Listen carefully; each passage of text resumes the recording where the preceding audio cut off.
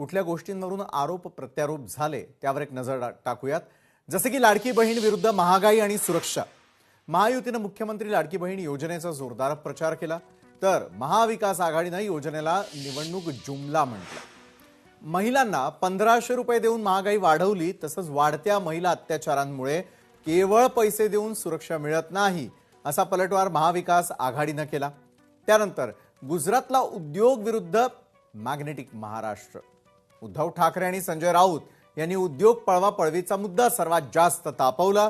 महाराष्ट्रातील मोठे प्रकल्प गुजरातला नेऊन मुंबईला आर्थिकदृष्ट्या कमकुवत करण्याचा केंद्र आणि राज्य सरकारचा डाव आहे असा आरोप महाविकास आघाडीने वारंवार केला। यावर मुख्यमंत्री देवेंद्र फडणवीस यांनी आकडेवारीनिशी उत्तर दिलं की परकीय गुंतवणुकीमध्ये महाराष्ट्र आजही देशात नंबर 1 आहे। महाविकास आघाडीने केवळ प्रकल्पांना स्थगिती देण्याचं काम केलं, तर आम्ही ते पूर्ण केलं असा दावा महायुतीकडून केला गेलेला आहे।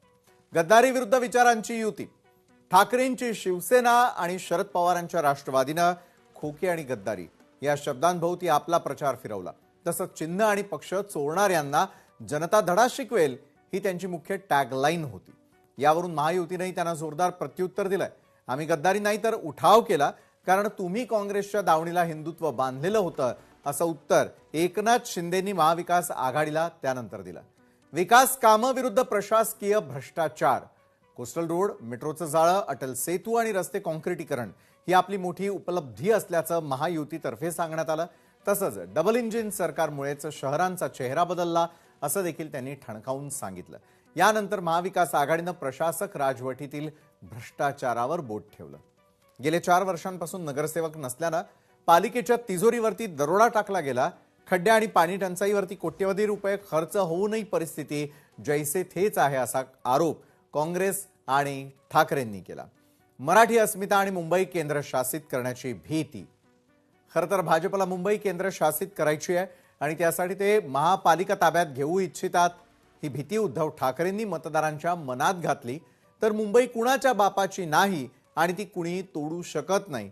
महाविकास आघाडी केवळ मराठी माणसाला घाबरवून मतं मिळवण्याचा प्रयत्न करते आहे असं प्रत्युत्तर मुख्यमंत्री देवेंद्र फडणवीसांनी दिलंय। यावर अधिक चर्चेसाठी आपल्या सोबत जोडले गेलेले आहेत ज्येष्ठ पत्रकार महेश म्हात्रे। महेश म्हात्रेजी, आपलं खूप खूप स्वागत लोकशाही मराठीच्या न्यूज प्लॅनेटमध्ये।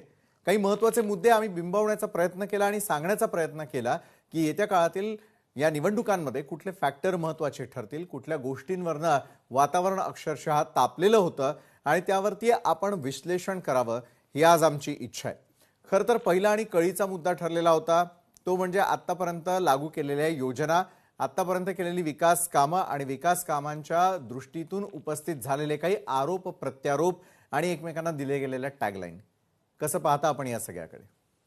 नाही, आपण जरा थोडंसं अधिक सविस्तरपणे मी बोलू इच्छितो। बोला। संजीव उन्हाळे सरांनी आता जो मुद्दा मांडलेला होता की शहरीकरण आणि शहरीकरणानंतर शहरी पक्षांचा वाढलेला प्रभाव, हो, या सगळ्या गोष्टींकडे आपण सुरुवातीला पाहिलं पाहिजे। कारण आताचे जे मुद्दे आपल्या समोर आलेले आहेत, किंबहुना आजपर्यंतच्या निवडणुकीच्या इतिहासामध्ये केव्हाही इतक्या मोठ्या प्रमाणात मुंबई महानगरपालिकेची निवडणूक गाजलेली नव्हती किंवा इतक्या मोठ्या प्रमाणात चर्चेत नव्हती, ती आता आपल्याला असलेली पाहायला मिळते। याचं मुख्य कारण एकच आहे, ते म्हणजे अधिक चांगल्या पद्धतीने, अधिक जास्त प्रमाणात सर्व राजकीय पक्षांनी मुंबई महानगरपालिकेवर आपलं लक्ष केंद्रित केलेलं पाहायला मिळतं।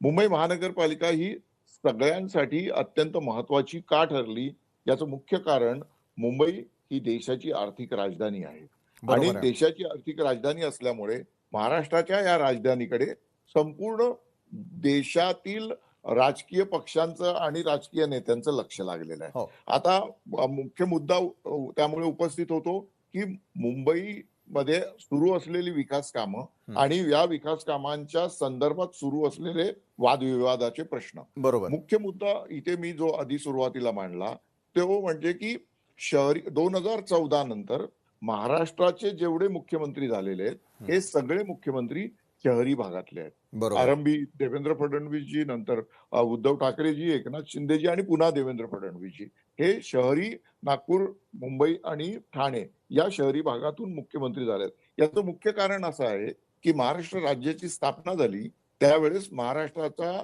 नागरी भागाची किंवा शहरी भागात राहणाऱ्या लोकसंख्येचं प्रमाण हे एकूण लोकसंख्येच्या 28% होतं. बरोबर आहे. आता ते 50%च्या वर गेलेलं आहे. हम्म, हम्म. त्यामुळे ग्रामीण भागात असणारं सत्ता केंद्र आपल्याला शहरी भागात आलेलं दिसतं आणि त्यामुळे मुंबईची निवडणूक ही सिम्बॉलिक अटीतटीची झाली आणि मुंबई जिंकणं हे आता सर्व पक्षांसाठी अत्यंत प्रतिष्ठेचा प्रश्न बनलेला बरोबर आहे आहे. आणि भारतीय जनता पक्षासाठी त्याहून तो खास जास्त प्रतिष्ठेचा बनलेला आहे. 2017 मध्ये ज्या वेळेस मागील निवडणूक झाली होती, आपण सगळ्यांनी पाहिलं की शिवसेना आणि भारतीय जनता पक्ष त्या निवडणुकीमध्ये एकत्र होते आणि म्हणजे समोरासमोर होते आणि त्यानंतर जे निवडणूक निकाल लागलेले होते त्या निवडणूक निकालामध्ये अनुक्रमे भारतीय जनता पक्षाला 82 आणि शिवसेनेला उद्धव ठाकरेंच्या नेतृत्वाखालील शिवसेनेला त्यावेळेसच्या 84 जागा मिळालेल्या होत्या.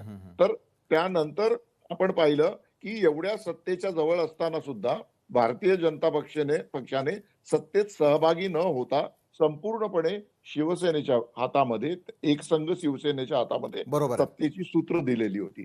तर तेव्हाची परिस्थिती आणि आत्ताची परिस्थिती जर आपण पाहिली तर पूर्णपणे परिस्थिती भिन्न झालेली आहे. राष्ट्रवादी आणि शिवसेना या दोन पक्षांची शकल झालेली आहेत आणि त्यातील एक एक गट या निवडणुकीमध्ये भारतीय जनता पक्षाच्या बरोबरीने लढताना दिसतोय.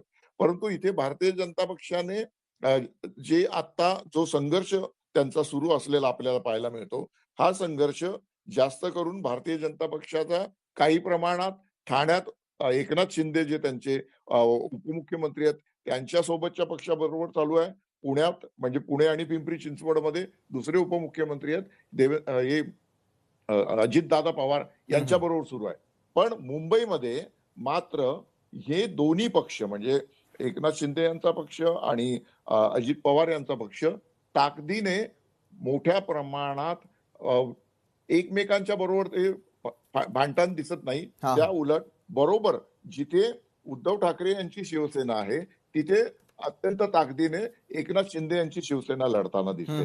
त्यामुळे इथे आपल्याला बाह्यता जरी असं दिसत असलं की हे तिन्ही पक्ष खूप द्वेषाने एकमेकांविरुद्ध लढतायत म्हणजे महायुतीमधले तिन्ही पक्ष, परंतु निवडणूक निकालानंतर हे पक्ष एकत्र येण्याची शक्यता मात्र इथे सर्वाधिक दिसते.